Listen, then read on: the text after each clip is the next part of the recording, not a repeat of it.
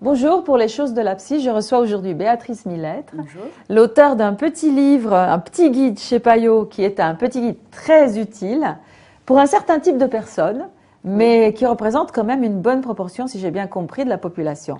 Ce livre s'appelle Petit guide à l'usage des gens intelligents qui ne se trouvent pas très doués. Et vous dites que dans la plupart des cas, c'est pas toujours le fait, mais dans la plupart des cas, c'est souvent des gens qui sont ce qu'on appelle hémisphère droit, Oui. à partir donc de cette grande découverte dont vous allez nous parler, qui fait que l'humanité est partagée en deux. Il y a les hémisphères droits et les hémisphères gauche. Oui. Alors, quand est-ce que cette découverte a été faite et qu'est-ce qu'elle suppose? Alors, ça a été découvert dans les années 80 par un monsieur qui s'appelait Monsieur Sperry, qui était prix Nobel de médecine, donc c'est pas n'importe quoi quand même, où il s'est rendu compte par des travaux sur l'épilepsie que les deux hémisphères présentaient pas les mêmes caractéristiques. D'ailleurs, il avait coupé les deux hémisphères et on s'est rendu compte à ce moment-là que ça faisait des gens un peu différents selon les cas. Donc là, on s'est rendu compte que les deux hémisphères étaient spécialisés. Et aujourd'hui, ça fait plus aucun doute, on le sait bien. On sait le centre du langage trouve à gauche, les émotions plutôt à droite. Donc ça, c'est un fait, c'est avéré. Alors, les deux hémisphères communiquent. Évidemment, les deux hémisphères communiquent et si on pouvait fonctionner sans un des deux hémisphères, je crois que ça se saurait. Sinon, là, on est un peu à Sainte-Anne où quand il y a un petit trou, ça va pas bien. Donc non, on a besoin des deux. Voilà.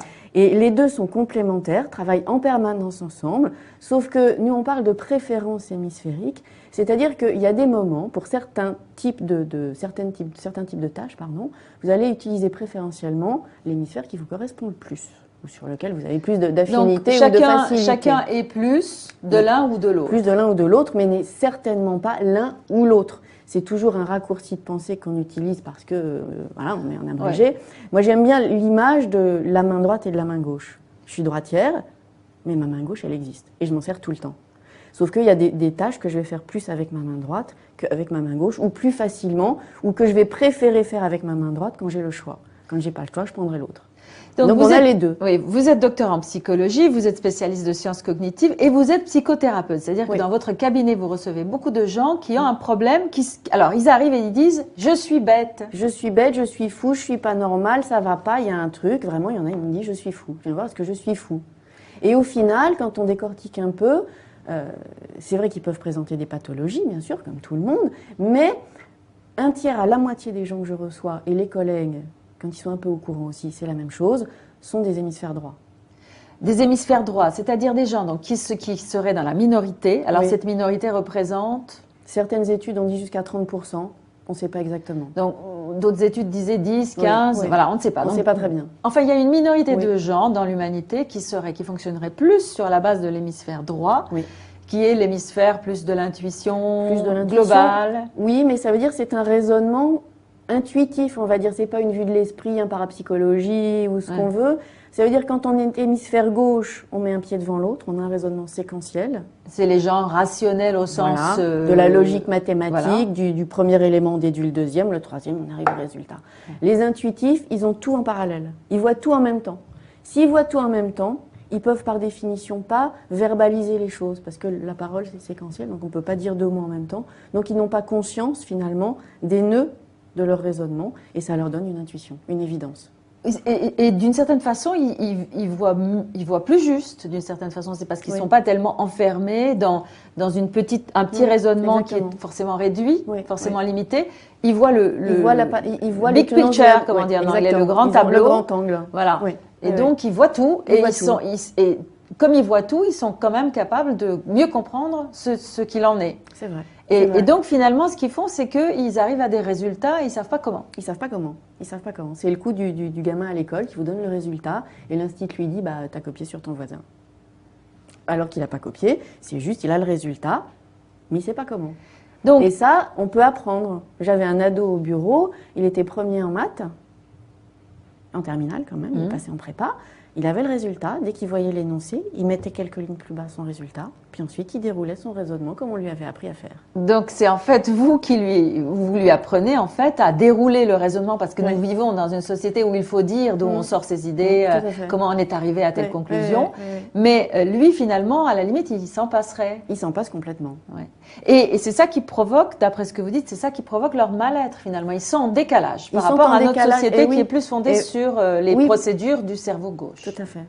Ils sont en décalage parce que depuis tout petit, ils fonctionnent à leur manière et puis on leur dit c'est pas comme ça qu'il faut faire. Et au lieu de dire c'est hors norme dans le sens de différent, ça renvoie à normal. Oui. Et donc ce que vous vous dites, c'est que ce n'est pas anormal. Pas du tout, c'est différent. C'est une intelligence différente. Ni meilleure, ni plus grande, ni moins bonne, ni tout ce qu'on veut, différente, c'est tout. Non mais quand je vous ai lu là, vous diriez presque que c'est meilleur parce que c'est plus déjà d'abord c'est plus créatif. C'est plus créatif. C'est quand même assez puissant si vous vous mettez les doigts de pied en éventail pour produire un raisonnement qui tient la route. Je trouve que c'est quand même pas mal. Ouais. Sauf que derrière, il n'y a pas l'adaptation à la société. Donc c'est vraiment, il y a du pour, il y a du contre. Et ce qui marche le mieux, et ça moi je me souviens d'un monsieur qui était directeur marketing qui me le disait, c'est de travailler en équipe. Un hémisphère droit, un hémisphère gauche. Lui, enfin en étant réductrice, hein, il a les idées, l'autre il les applique. D'accord. Et là, ça dépote, c'est fabuleux. Alors, ce sont des gens qui ont beaucoup d'idées, qui sont très, qui foisonnent comme toute ça. La journée. Oui, ça, le petit vélo s'arrête jamais. Voilà, vous dites le petit vélo ne s'arrête jamais, c'est très amusant. Et j'ai parlé avec quelqu'un qui m'a dit ah oui, c'est tout à fait moi. Mon petit vélo ne s'arrête jamais. J'ai tout le temps la tête pleine d'idées. Et donc de toute façon, c'est même pas. Il faut leur apprendre que s'ils veulent en faire quelque chose, leurs idées, à un moment donné, il faut bien choisir, il faut bien rentrer dans la réalité concrète, qui est un pied devant l'autre.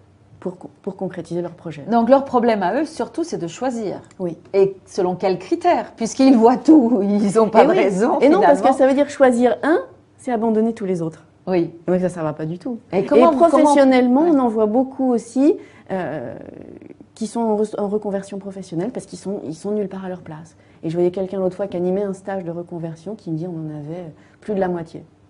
Ah oui, mais comment alors, finalement, ils peuvent trouver leur place puisqu'ils sont tellement polyvalents. Ils trouvent leur place, ce que je leur dis toujours, c'est à partir du moment, quelque part, ils n'ont qu'à prendre n'importe quoi qui les intéresse et ils y mettront leur touche personnelle. C'est-à-dire, il y aura la grosse planète qui est le morceau qu'ils doivent faire et puis les satellites qui vont les intéresser, comme, je sais pas quoi, écrire un article, faire une conférence, être prof quand ils font, s'ils peuvent aller, je sais pas, à HEC où ils veulent parce qu'ils sont dans le marketing, parce que vous voulez. Donc d'avoir des activités complémentaires qui s'appuient sur le noyau dur de leur métier, mais dont ils vont faire autre chose. Et à ce moment-là, ils peuvent inverser un petit peu, c'est les vases communicants, il y a un qui devient plus présent à un moment, un autre à un autre moment. Et là, ils ont finalement, ils peuvent enrichir eux-mêmes leur métier, et ça convient mieux. Oui.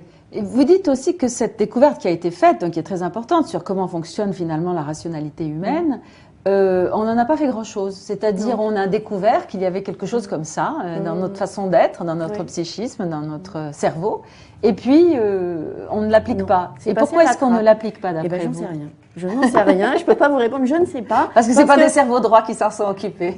Peut-être des cerveaux droits qui ne savaient pas réaliser. Peut-être aussi, je ne sais pas vous dire, parce que tout le monde me dit, ça existe, les cerveaux droits, les cerveaux gauches, tout le monde sait ça, est-ce que vraiment ça existe? Est-ce que ce n'est pas une théorie passée à la poubelle? Et puis vous voyez les recruteurs, les cabinets d'outplacement, vous disent, oui, nous on a un test, on les voit, les cerveaux droits, les cerveaux gauches. Je dis, qu'est-ce que vous faites après? Pour les aider, les accompagner? Rien du tout. Rien du tout. Il ne se passe rien. À l'école, il ne se passe rien. Et à l'école, je pense qu'à l'école, une bonne partie des échecs d'enfants doivent correspondre à cette mauvaise adaptation, quoi. Oui. Et ça pourrait être une bonne chose que d'apprendre aux professeurs de détecter les cerveaux droits. Ça pourrait être un peu indispensable. Aux États-Unis, ils sont en train de mettre au point un système pour un peu, pas à deux vitesses, mais tenant compte des deux manières de fonctionner. Et les cerveaux droits sont aussi des gens qui ont tendance, parce que justement, ils ont beaucoup d'idées, ils savent qu'ils sont intelligents, mais qu'ils arrivent à rien. Ils savent pas qu'ils sont intelligents. Justement. Ah, ils savent pas qu'ils sont intelligents. Ils savent pas. Parce que justement, ils n'arrivent à rien. Donc ils pensent qu'ils sont bêtes. Mais toutes ces idées qu'ils ont, ils les mettent sur le compte de quoi? De rien. De rien. Ça, ils y pensent même pas. Et pour eux, tout le monde fonctionne comme ça. Ah oui. Ils n'ont pas l'idée, pas plus que les cerveaux gauches n'ont l'idée que les hémisphères droits fonctionnent autrement. Donc les cerveaux droits n'ont pas l'idée que ça pourrait être autrement. Et quand vous leur faites lire les caractéristiques, ils vous disent, ben oui, c'est moi, mais c'est tout le monde. Eh non, c'est pas tout le monde. Ah oui. Enfin ça, c'est normal. Hein, on voit chacun. Et donc, en thérapie, vous, finalement, en thérapie, en coaching, vous aidez ces personnes à apprendre des procédures du cerveau gauche pour être plus adaptées à la société. Mais est-ce qu'il vous arrive d'avoir des gens qui sont cerveau gauche et qui disent « Ah, je voudrais bien un peu de créativité, comment faire, oui, docteur ?» on trouve des ateliers de décoincement du cerveau droit sur Internet. Moi, je trouve ça très rigolo. Décoincement du cerveau droit. Décoincement du cerveau droit, oui, tout à fait. Et on a, aux États-Unis, c'était le conseiller d'Al Gore qui vient de publier un livre. Il dit « Moi, je suis cerveau gauche. » Et la société économique de demain sera plutôt celle des cerveaux droits parce que multitâche, créatif, enfin bon, voilà, ce que vous voulez. Oui, tout ce qui va dans le sens d'une vision synthétique, en morceaux, voilà, pas tranché comme ça. Et donc lui, son livre, c'est de dire, voilà, vous êtes hémisphère gauche, apprenez à fonctionner, à tirer parti aussi de votre hémisphère droit et à devenir un peu créatif, un peu ouvrez un peu les antennes, etc. etc. Et c'est faisable, on peut apprendre. Bien sûr, c'est faisable, puisque nos deux hémisphères travaillent en permanence ensemble, donc c'est pas l'un ou l'autre, encore une fois, ils collaborent. C'est vraiment l'histoire de la main droite, la main gauche. Si j'ai un bras dans le plâtre, moi je suis droitière, ben, je vais apprendre à écrire de ma main gauche. Ouais. Ça sera plus difficile, et si j'ai le choix, je le fais pas. Mais donc, si j'ai pas le choix, je le fais. Finalement, ce que vous conseillez beaucoup, je crois, aux gens, aux adultes qui sont cerveau droit, c'est de trouver quelqu'un, un cerveau gauche avec qui ils s'entendent et de faire équipe. Oui, ça marche bien. Et c'est bien pour le cerveau gauche aussi. Bien sûr. C'est parce que l'équipe, là, elle marche tout de suite. Et quel que soit le... Enfin, il faut qu'ils se mettent d'accord. Il faut qu'ils puissent s'entendre, il faut qu'ils puissent croire l'un à l'autre que ça peut aller, il faut qu'ils s'entendent tout simplement. Mais une fois qu'ils s'entendent, ça marche très très bien. Bon, alors donc pour tous ceux qui sont intelligents mais qui ont un doute, qui se trouvent pas très doués mais qui ont beaucoup d'idées, donc ça c'est déjà un premier indice. Avoir beaucoup d'idées, se sentir un peu mal dans sa peau. Oui. Et des idées qui tombent de la tête. Des idées qui tombent de la tête, avoir toujours le petit vélo dans la tête qui fonctionne. Ça veut pas dire que vous êtes bête, ça veut dire que vous êtes intelligent différemment. Béatrice Millettre. Merci Béatrice. Merci à vous. Au revoir. Au revoir.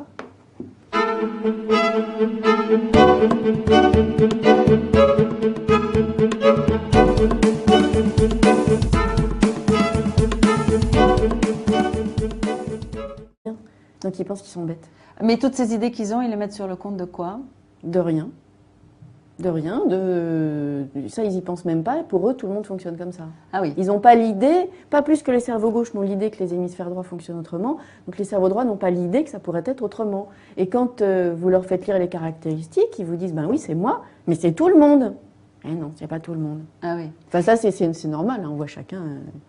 Et donc en thérapie, vous finalement, en thérapie, en coaching, vous aidez ces personnes à apprendre des procédures du cerveau gauche pour être plus adaptées à la société.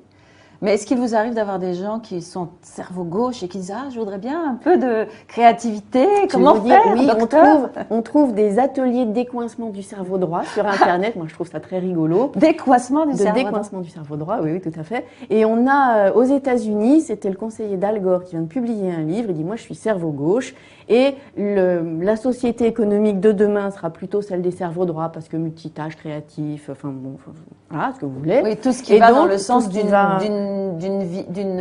vision synthétique, pas en morceaux, voilà, pas tranché comme ça. Et donc lui, son livre, c'est de dire, voilà, vous êtes hémisphère gauche, apprenez à fonctionner, à tirer parti aussi de votre hémisphère droit et à devenir un peu créatif, un peu ouvrez un peu les antennes, etc. etc. Et c'est faisable, on peut apprendre. Bien sûr, c'est faisable, puisque nos deux hémisphères travaillent en permanence ensemble, donc c'est pas l'un ou l'autre, encore une fois, ils collaborent. C'est vraiment l'histoire de la main droite, la main gauche. Si j'ai un bras dans le plâtre, moi je suis droitière, ben, je vais apprendre à écrire de ma main gauche. Ouais. Ça sera plus difficile, et si j'ai le choix, je le fais pas. Mais donc, si j'ai pas le choix, je le fais. Finalement, ce que vous conseillez beaucoup, je crois, aux gens, aux adultes qui sont cerveau droit, c'est de trouver quelqu'un, un cerveau gauche avec qui ils s'entendent et de faire équipe. Oui, ça marche bien. Et c'est bien pour le cerveau gauche aussi. Bien sûr. C'est parce que l'équipe, là, elle marche tout de suite. Et quel que soit le... Enfin, il faut qu'ils se mettent d'accord. Il faut qu'ils puissent s'entendre, il faut qu'ils puissent croire l'un à l'autre que ça peut aller, il faut qu'ils s'entendent tout simplement. Mais une fois qu'ils s'entendent, ça marche très très bien. Bon, alors donc pour tous ceux qui sont intelligents mais qui ont ont un doute, qui se trouvent pas très doués, mais qui ont beaucoup d'idées. Donc ça, c'est déjà un premier indice. Avoir beaucoup d'idées, se sentir un peu mal dans sa peau. Et des idées qui tombent de la tête. Des idées qui tombent de la tête, avoir toujours le petit vélo dans la tête qui fonctionne. Ça veut pas dire que vous êtes bête, ça veut dire que vous êtes intelligent différemment. Béatrice Millettre. Merci Béatrice. Merci à vous. Au revoir. Au revoir.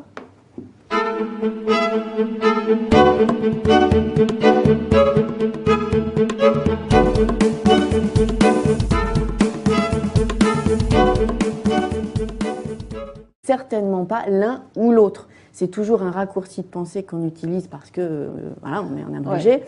Moi, j'aime bien l'image de la main droite et de la main gauche. Je suis droitière, mais ma main gauche, elle existe. Et je m'en sers tout le temps.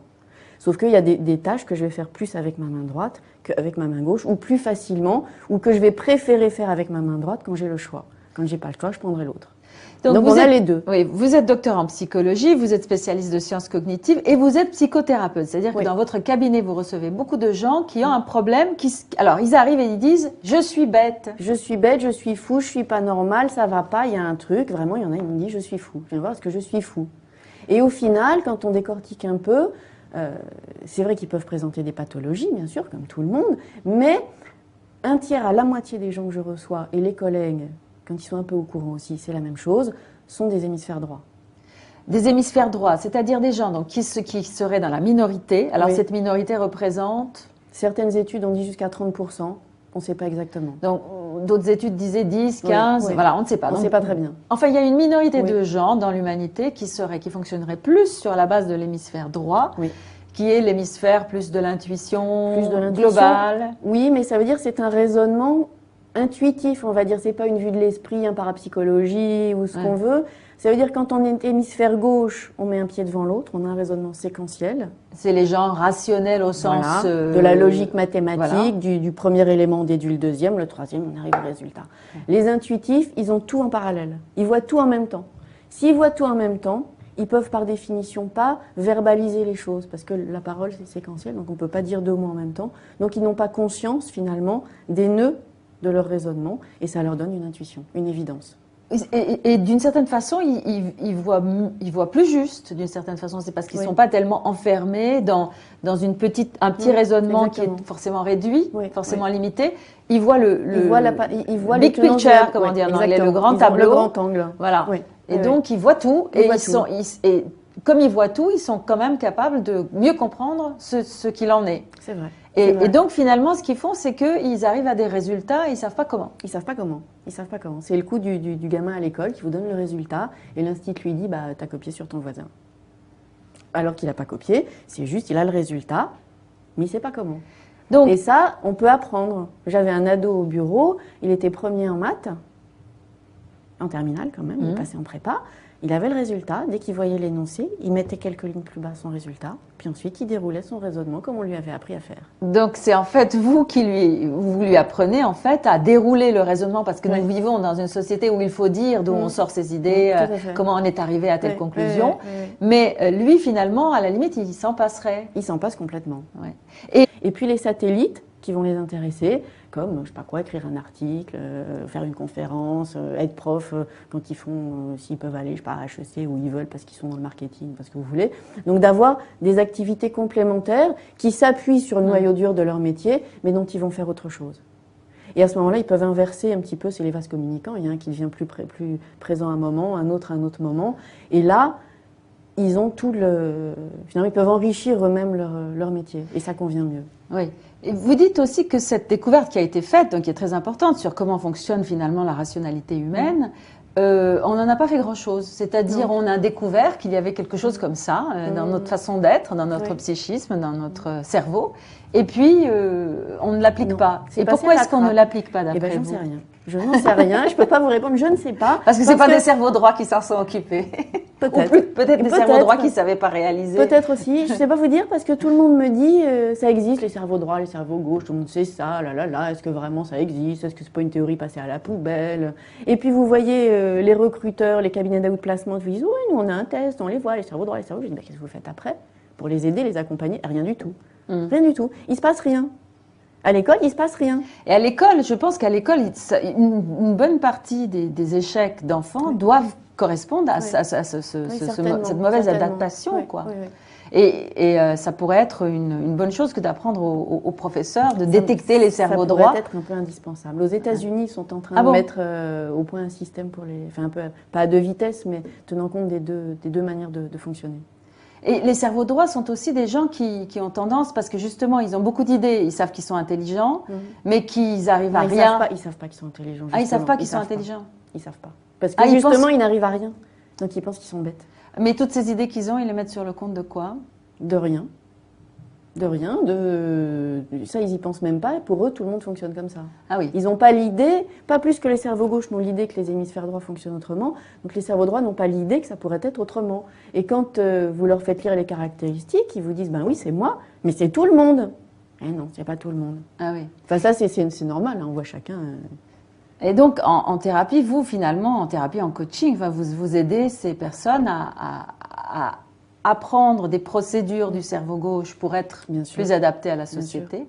Mais est-ce qu'il vous arrive d'avoir des gens qui sont cerveau gauche et qui disent « Ah, je voudrais bien un peu de créativité, comment faire, oui, docteur ?» on trouve des ateliers de décoincement du cerveau droit sur Internet. Moi, je trouve ça très rigolo. Décoincement du cerveau droit. Décoincement du cerveau droit, oui, tout à fait. Et on a, aux États-Unis, c'était le conseiller d'Al Gore qui vient de publier un livre. Il dit « Moi, je suis cerveau gauche.